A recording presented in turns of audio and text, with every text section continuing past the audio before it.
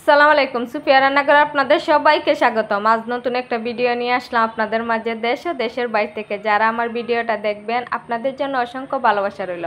যারা পাপড়ের ডিজাইন আঁকতে ঝামেলা মনে করেন আর কম সময়ের মধ্যে দিতে চান, তাহলে তারা এই ভিডিওটা দেখবেন। অবশ্যই এই পাপড়টা খুবই কম সময়ের মধ্যে দেওয়া যায়। রাতে সিদ্ধ চাল ভিজিয়ে রাখছিলাম, সকালের টাইম ফাটাতে বাইটটা নিছি। ফাটাতে বাটা চাউলের পাপড়টা আমার কাছে খাইতে অন্যরকম একটা টেস্ট মনে হয়, তাই আমি মাঝে মাঝে পাটাতে বাইটটা নিই। আর একটা সিরিজ নিছি, সিরিজে অনেকগুলা ছিদ্র হইরা নিছি। আর একটা ছোটো প্লেট নিছি, প্লেটে তেল মাখাই নিতেছি যাতে পাপড়টা সিদ্ধের সময় সহজে উঠে যায়। আর আমি আপনাদেরকে দুইটা পাপড় দিয়ে দেখিয়ে দিতেছি, খুবই সহজ ডিজাইন। যে ডিজাইন দিতে পারে না সেও কিন্তু এই পাপড়টা দিতে পারবেন। আর কিছু সাবুদানা নিছি আমি এখানে পাপড়ের উপরে সিটি একটা ডিজাইন দিয়ে দেব। আপনারা না চাইলে সেটা স্কিপ করে দিতে পারবেন, পাপড়টা সাদাই রেখে দিতে পারবেন। আমি আমার ভালোবাসার বন্ধুদেরকে বলতেছি, যারা আমার ভিডিওটা একটু পরিমাণ ভালো লাগে তারা আমার চ্যানেলটা সাবস্ক্রাইব করবেন, লাইক কমেন্ট করবেন, আর একটা নতুন ভিডিও করার জন্য উৎসাহ দিবেন। আর ভিডিওটা শেয়ার দিয়ে পাশে থাকবেন।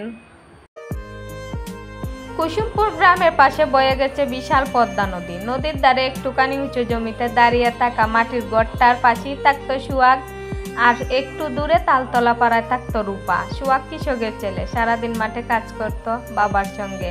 আর রূপা ছিল গ্রামের স্কুলের সবচেয়ে মেধাবী ছাত্রী। দুজনের দেখা হতো সকালে স্কুল যেতে যেতে কিংবা নদীর পাড়ে জল আনতে গিয়ে। তাদের চোখের ভাষা বলতো তারা একে অপরকে বুঝে, কিন্তু মুখে কখনো কিছুই বলেনি।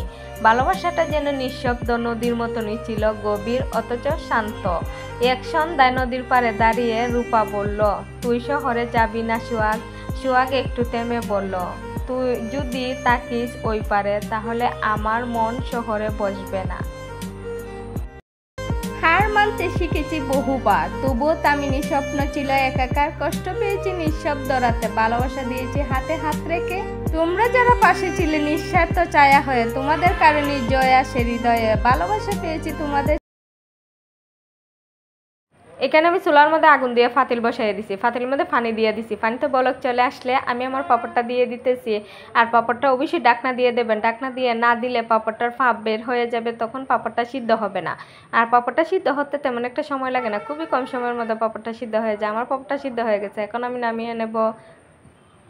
আমাদের এখানে কিন্তু রোদের সুবিধা আমি পাইতেছি না, তাই পাপড় রোদে শুকানো যাইতেছে না, তার কারণে আমি গড়েই পাপড় শুকিয়ে নিতেছি। আমাদের এখানে 4-5 দিন ধরে অনেক বৃষ্টি হইতেছে, আর গড়ে শুকানো পাপড়ে কিন্তু ফুলে ফুলে উঠে আর খুবই সুন্দর বাজা যায় আর মচমচা থাকে।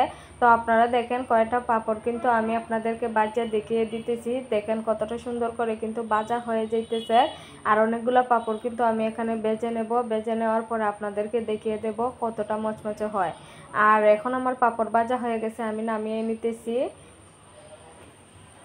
আর অনেকগুলো পাপড় ভাজা হয়ে গেছে, এখন আমি আপনাদেরকে একটা বাইঙ্গা দেখাইয়া দিব কতটা মচমচে হয়েছে পাপড়টা। আসসালামু আলাইকুম, সবাই ভালো থাকবেন। দেশের বাইরে থেকে যারা আমার ভিডিওটা দেখবেন আপনাদের জন্য অনেক অনেক ভালোবাসা রইল। ইনশাল্লাহ অন্য একটা ভিডিওতে আপনাদের সাথে দেখা হবে।